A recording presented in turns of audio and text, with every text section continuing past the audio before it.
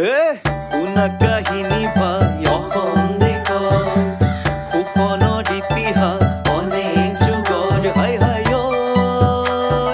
কৃষকক ঠগিলে বিদেশী আনিলে ভাইটি মাৰিলে গুলিয়াই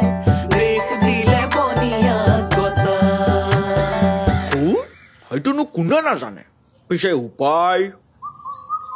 মিছা প্ৰতিশ্ৰুতিৰ পাহাৰবোৰ ভাঙি